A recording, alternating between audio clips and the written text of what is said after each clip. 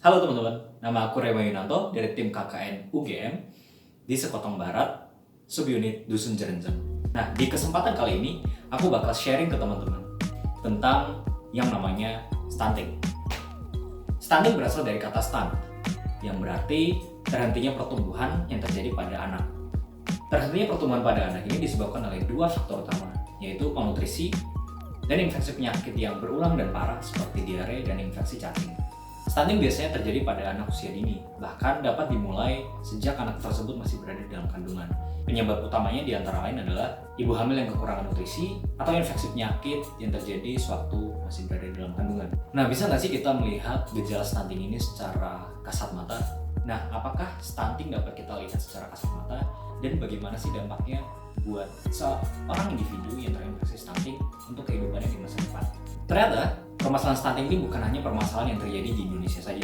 Stunting merupakan permasalahan yang muncul di banyak negara. Di tahun 2020 ini saja, diperkirakan ada 141 juta anak yang mengalami stunting. Namun, kabar baiknya adalah stunting mengalami penurunan tren, di mana di tahun 2015 ada 151 juta anak yang menderita stunting.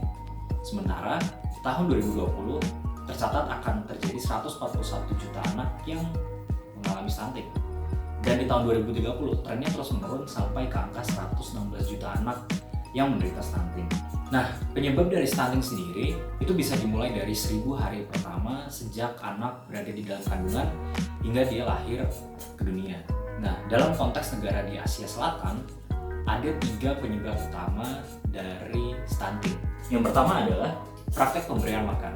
Praktek pemberian makan ini mencakup dalam makanan yang dimakan oleh ibu yang sedang hamil. Yang kedua adalah kurangnya asupan nutrisi yang diterima saat mengandung.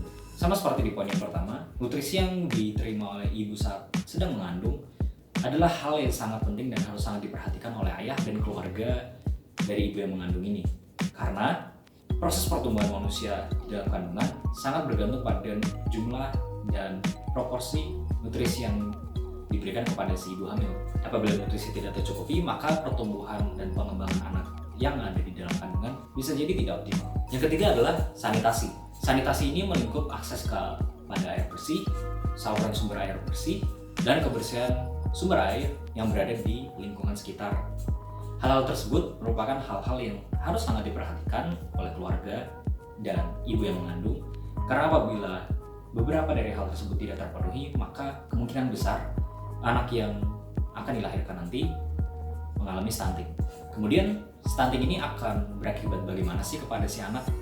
Ada 2 pertumbuhan yang terhenti karena terjadinya stunting. Yang pertama adalah pertumbuhan badan dan pertumbuhan otak.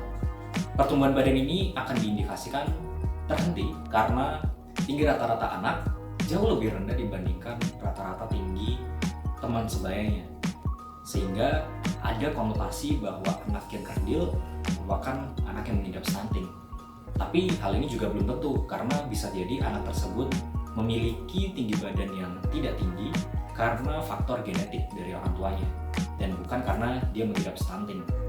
Maka dari itu kita tidak bisa menilai bahwa seorang anak terindikasi mengidap stunting hanya karena tubuhnya tidak tinggi. Namun kita bisa melihat ke aspek pertumbuhan yang lainnya, yaitu pertumbuhan otak. Nutrisi yang diterima ibu hamil saat mengandung anaknya sangat menentukan bagaimana otak terbentuk sewaktu berada di dalam kandungan. Apabila otak si anak berhasil berkembang secara maksimal, maka di kehidupan sehari-harinya kemampuan kognitif anak akan maksimal dan dia tidak akan mengalami kesulitan untuk melakukan interaksi sosial dengan teman sebayanya, mengikuti pelajaran yang ada di sekolahan, dan secara overall performa kognitif anak ini bisa dikatakan sangat baik. Namun hal ini akan berbeda dengan kondisi anak yang mengalami stunting. Ia akan mengalami kesulitan dalam bergaul dengan teman-teman sebayanya, kesulitan untuk mengikuti pelajaran yang ada di sekolahan, dan secara overall kemampuan kognitifnya berada di bawah rata-rata teman sebayanya. Nah, apabila pertumbuhan fisik, pertumbuhan badan, dan pertumbuhan otak ini terhambat, maka anak dapat mengalami stunting. Ini terlihat sangat mengerikan ya, walaupun sebenarnya permasalahannya sepele karena kurangnya asupan nutrisi yang diterima oleh ibu hamil dan anak di 1000 hari pertama kehidupannya. Namun bukan berarti stunting tidak dapat disembuhkan selamanya.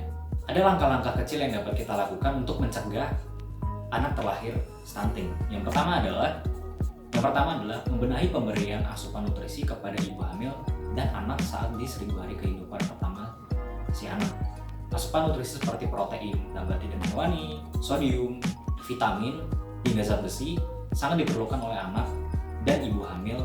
Dan yang kedua adalah membenahi infrastruktur sanitasi yang berbasis lingkungan. Saluran air bersih yang langsung ke rumah harus dijaga kebersihannya dari zat-zat kimia seperti pupuk yang digunakan untuk pertanian, limbah-limbah yang ada di sekitar masyarakat, hingga menjaga saluran air bersih supaya tidak terekspos kepada zat-zat asing yang dapat menyebabkan infeksi penyakit. Pemerintah juga sudah berusaha untuk membantu masyarakat dalam memerangi stunting ini lewat program-programnya seperti program makanan tambahan dan bantuan sosial lainnya seperti program keluarga harapan dan dari bantuan langsung tunai.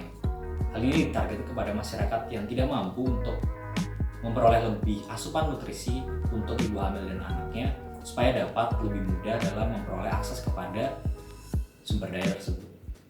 Nah, itu tadi adalah sosialisasi singkat tentang stunting yang dapat saya sampaikan. Nah, untuk informasi materi yang lebih dalam lagi, saya akan menyediakan link kepada booklet yang sudah saya buat, dapat diakses di description video di bawah ini ya. Stunting dapat dicegah dan dampak yang dirasakan oleh anak dapat diminimalkan, asalkan kita memiliki pengetahuan yang cukup mengenai apa itu stunting dan bagaimana cara pencegahannya. Semoga video ini bisa membantu teman-teman semua dalam lebih memahami stunting secara general, dan semoga nggak ada salah kaprah lagi tentang stunting di benak teman-teman. Terima kasih, nama aku Rema Yunanto, sampai ketemu di kesempatan selanjutnya.